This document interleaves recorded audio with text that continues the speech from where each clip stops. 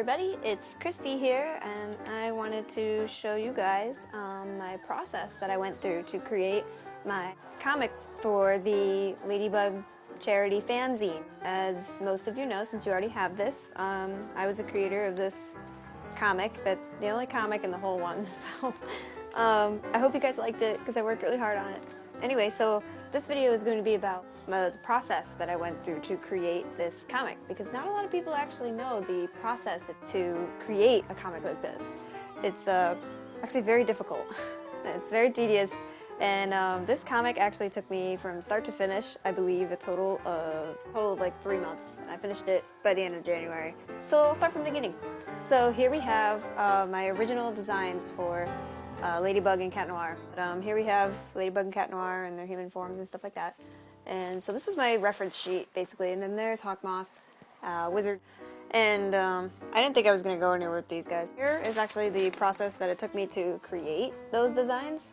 So I was looking through on Pinterest, like rogue outfits and like knight outfits, and then I finally settled on the ones that you see here.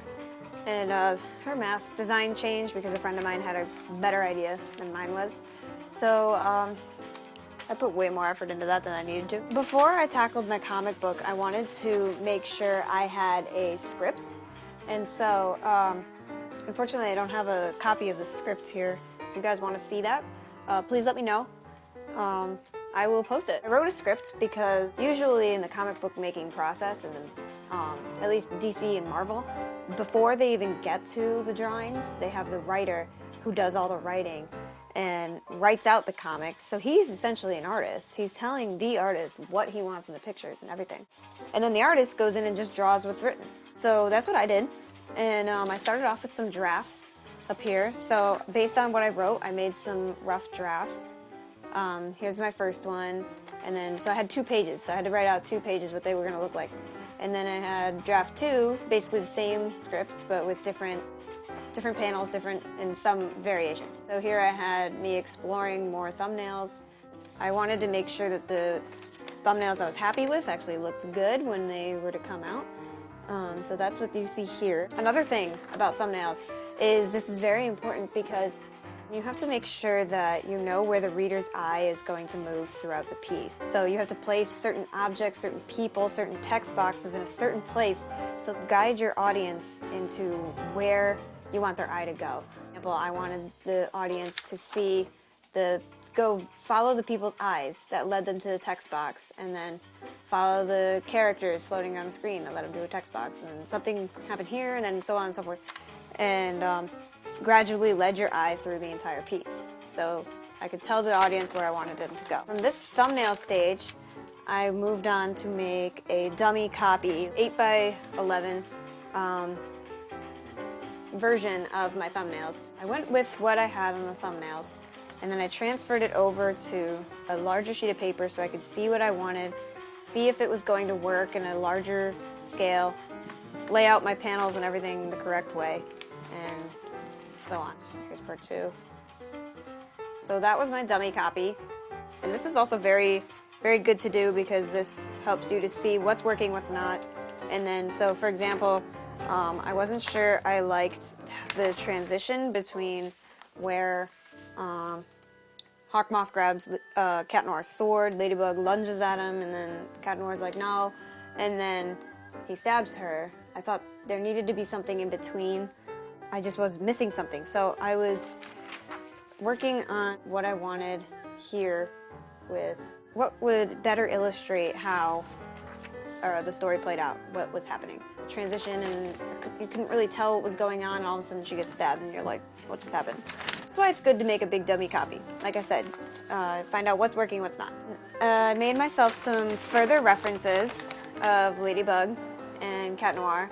I didn't exactly make one for Hawkmoth because I figured his outfit was simple enough and his face was simple enough. I didn't really need to make a copy. So here's Ladybug, so I wanted to see her emotions, the way her facial structure looked and the way her face would make emotions and what her eye looked like, just a reference sheet for myself. And then here's Cat Noir, basically the same thing. I wanted to get a handle on what his hat looked like from different angles, because honestly the tri-corner hat is so hard to draw.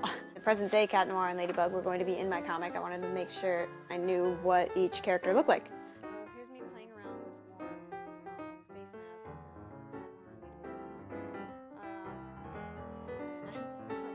Like things that I wanted to do, how to draw chainmail, listen to the Assassin's Creed soundtrack. You could just write yourself some cute little notes. So here's me working on poses. Here's my friend's idea of making Ladybug's mask look more like an actual ladybug. And then, so I really liked it, and I decided to run with it. I thought it was a great idea, and it actually worked out really well. I wanted to get down how to draw faces and how to draw my characters' faces doing different things. I found my weaknesses. One of my weaknesses is actually drawing people's head looking up. It's very difficult for me to draw that. So I looked online, like Pinterest, and I found some really cool tutorials on how to draw the human head looking up. So learned a lot about anatomy by doing this. So I wanted to get to know my poses and what was happening in each frame. So I looked online, like pose references and like actual live models. I looked up live models to be very specific, because that way you can tell how the human body moves in reality. And seeing a drawing isn't really, that's sort of a adaptation. It's not exactly, you know. So here we have some poses for Cat Noir and Ladybug getting stabbed and then them back to back. And so this was just me exploring, because I knew what my characters' poses were going to be, and I wanted to play around with different poses and see if maybe I could illustrate what was happening better. And I posted some of these up on Tumblr. Feel free to do some studies like this, because this actually really helped me. Even when you do these, you can actually just trace what you did if you really like it, and then transfer it onto your comic. So yeah, I was finding my weak points, bad at drawing knees from the front, learning how to draw that. I also kind of think a little bit like an animator. So I like to think like how the scene I'm drawing would play out, like moving the characters physically and not just posing them. Pretend I'm using a camera, and right now my camera is heading straight down, and then so you're seeing everything from the side. And so I wanted to explore how I could better like turn that camera around and get a better angle and draw the characters in a better way that was more dynamic, more exciting. Now on to the actual comic itself. Ta-da! And so here is what my final comic looked like. This is on Strathmore 11x17 paper, comic book paper to be exact. So this is how I do my full-scale comics. I do them on these huge pieces of paper, because this is how they do it in the professional world. They use these giant pieces of paper. It's better to work big, especially if you're doing a comic, because that way you can get all these tiny little details, and you don't have to sit there straining over these tiny little details. You end up hurting your back and hurting your eyes and just hurting your hand. You're just hurting your body. Honestly, I don't know how people do it. I work big. I like to draw large scale. So this is all in Prismacolor marker, Winsor Newton ink. I drew this all out by hand in using pencils. I eventually went over it with, I have some gel pen here, and I think I had some Copics I used. I think mainly just for the black. I love Prismacolors because it just gives such a raw color. That, and I've pretty much mastered using them. I mean, in my own style. I haven't mastered them. You know, there's still things you can learn. So that just about does it. I highly recommend using the Strathmore paper, because the Strathmore paper gives you these guidelines. You see them up here?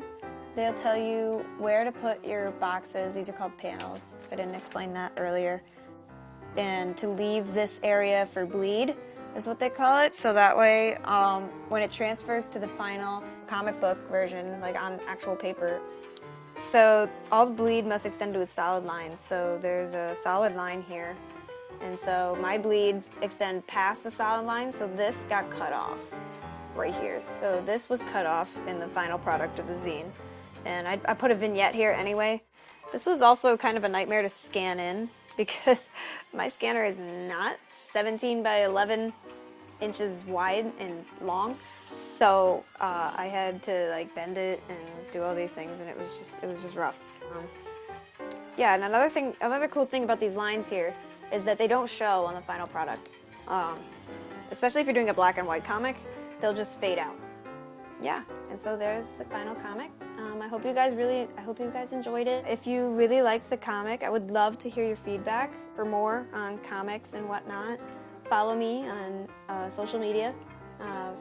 My website is cmacd.flavors.me. I have all my social media up there: DeviantArt, Facebook, Twitter, Instagram, Tumblr, all that jazz. So follow me for more, and yeah, hope you guys enjoyed it.